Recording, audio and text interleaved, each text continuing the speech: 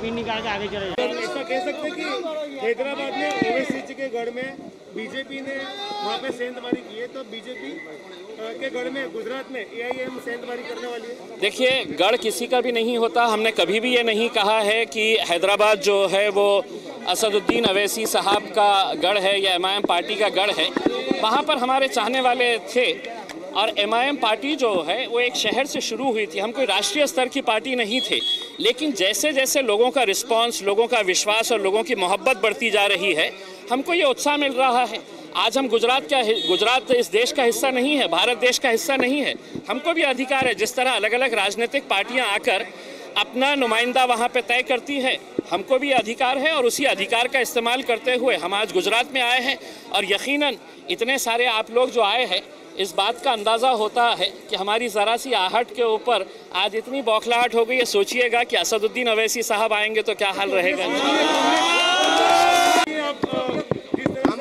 Airport पर अब आए हो, गुजरात का प्रवास है आपका, कितने दिन का ये प्रवास है और क्या मकसद का ये प्रवास? देखिए, हम समझते हैं कि पिछले कई सालों से जो गुजरात के आवाम की जो एक ख्वाहिश थी कि मजलिस इत्तेहादुल मुस्लिमीन MIM पार्टी भी गुजरात में आना चाहिए, वो ख्वाहिश अब पूरी होने जा रही है, क्योंकि बैरिस्टर असदुद्दीन अवैसी साहब ने और हमारे BTP पार्टी के जो अध्यक्ष है छोटू भाई वसावा साहब, ये दोनों ने तय किया है कि आगामी चुनाव में ये साथ में मिलकर चुनाव लड़ेंगे। और जब से ये घोषणा हुई है तो आप देख सकते हैं कि पूरे गुजरात के अंदर जिस तरह का माहौल है और जो रिस्पांस है यहाँ की जनता का, तो यकीनन हमारा भी उत्साह ये बढ़ाता है। और हम गुजरात को एक बहुत अहम सेंटर मानते हैं, एक बहुत अहम राज्य मानते हैं, क्योंकि यहाँ पर कुछ राजनीतिक पार्टियों ने ये समझ के रखा है कि ये हमारा गढ़ है और इस गढ़ को कोई हिला नहीं सकता है, इस गढ़ के अंदर कोई आ नहीं सकता है। हम आए हैं लोगों के बीच, लोगों की मांग के ऊपर। लोगों ने ख्वाहिश जाहिर की थी कि बैरिस्टर असदुद्दीन अवैसी साहब ने गुजरात में आना चाहिए। इसी के तहत हम लोग यहाँ पर आए हैं। आज बड़ौदा में रहेंगे, जितने भी ज़िम्मेदार लोग रहेंगे उनसे मुलाकात करेंगे। कल हम भरूच जाएंगे, जहाँ पर छोटू भाई वसावा साहब और उनके जितने भी पार्टी के नेता लोग हैं उनके साथ मुलाकात करेंगे और आगे की रणनीति क्या होगी, किस तरह से आगे हम बढ़ेंगे, इस बारे में चर्चा करेंगे। और फिर परसों के दिन हम लोग सूरत में दिन भर जो गुजरात के अलग अलग इलाक़ों से लोग आना चाहते हैं, मिलना चाहते हैं, चूँकि ये 3 दिन का दौरा है और बहुत सारे लोगों की ये ख्वाहिश थी कि हमने अहमदाबाद भी आना, गोधरा भी आना, अंकलेश्वर भी आना, लेकिन ये एक प्राथमिक हमारी मीटिंग है।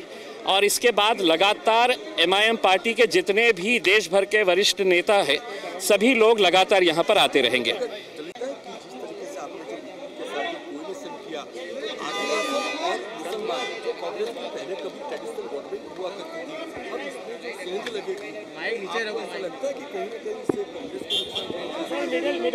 देखिए, ये सवाल हमसे बार बार यही पूछा जाता है कि आपके आने से किसको नुकसान होने वाला है, किसको फ़ायदा होने वाला है। हम ये समझते हैं कि पिछले 70 सालों तक हमने दूसरों के फ़ायदे के बारे में सोचा और दूसरों को इसका फ़ायदा मिला भी, लेकिन कहीं ना कहीं आज देश भर के अंदर देखिएगा कि हमारा सिर्फ राजनीतिक तौर के ऊपर इस्तेमाल किया जा रहा है।